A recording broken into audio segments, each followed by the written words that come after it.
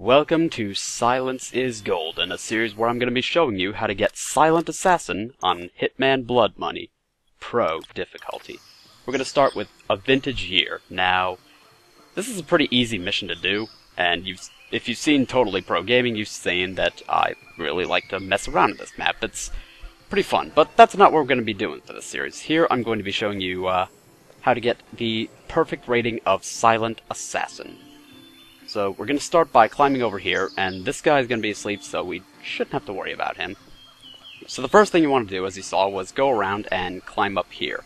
You shouldn't have any problems with getting up here, as long as just do it right way like I did.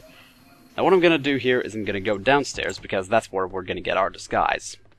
Because, obviously, we're going to need that so we can move around. This guy's not going to wake up unless he hears, like, gunfire or something like that, so don't worry about him.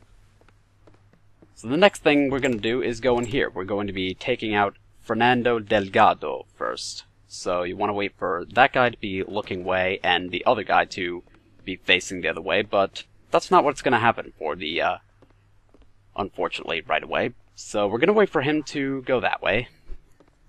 That's good. Now we have to wait for the guy watching the middle door to look the other way. Because if you're seen picking a lock, then that's going to cost you your Silent Assassin rating. So, Fernando is easy to take out. You just go in here and fiber wire him when he's playing his cello. Easy enough. You can leave his body here because no one is ever going to go in there for any particular reason. So that's him dealt with. That was pretty easy. Now, the next one we gotta deal with is Manuel. There's a couple different ways to take him out. You could stage an accident, which is what I was preparing to do here, or you could, just kill him while he's alone. And, oh dear, what a terrible accident. Yeah, in this game you can actually, get away with killing people, and you can see, you already saw, you can get away with killing people as long as it's a staged accident, like, you push them over an edge, and as long as nobody sees you do the deed, you're fine. And the reason I pushed him down was because originally for this I was setting up to do a staged accident where you blow up the winch and the platform carrying the wine barrels falls and crushes him when he's stopping to tie his shoes. But that's not what's going to happen in this run, as you will see. And this is going to involve a lot of waiting, so I will skip ahead where it is necessary. So now I'm following Manuel into the wine cellar, and I'm about to do another staged accident, so that I have one less witness to worry about. Because this guy's a little bit of a problem, so he's going to go... bye-bye. Sploosh. And that's the end of him.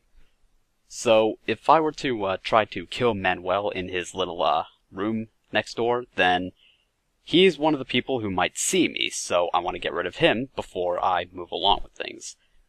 So now I'm just going to wait around for Manuel. And while we're here, I'm going to show you another little thing you want to watch out for, is these guys.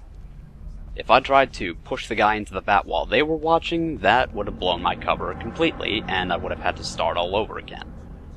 So at this point I'm just trying to figure out where the hell Manuel went, and I'm about to discover that, oh, he somehow managed to get past me, and I don't even know how.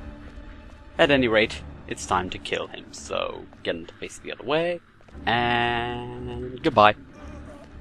And that's the end of him. And with one of the guards dispatched, that means I won't have any witnesses. Well, you probably wouldn't have seen, this is a little bit of a tricky bit, because you might have one of the guards in here, and he might see you in the process of murdering him, which you do not want. So now we gotta go back and grab our suit. So after a little bit of backtracking, you go back inside the hacienda, and you go and pick up your suit. You need that to get Silent Assassin on Pro difficulty. I could have gone that way, and I would have gone that way except he turned around, so I'm not going that way. Also, don't go out the front door, as a little side note. They will open fire on you instantly, in my experience, if they catch you without the proper disguise. So I decide, okay, I'll just go back the way I came. And so I do. Once again, you want to make sure that no one is watching here, like the sleeping guard down there. You do not want to be caught climbing that pole, because that could possibly ruin you. But that's not something I've tested, so better safe than sorry.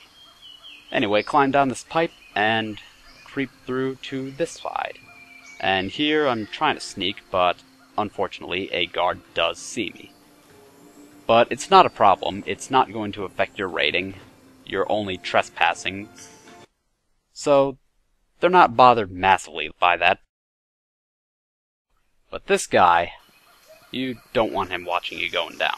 I don't think. I don't know specifically whether he's a problem, but again, better safe than sorry. I didn't feel like doing this whole thing and then going down and getting spotted and potentially losing my silent assassin rating just for that. So you just want to go down here. Who designed this anyway?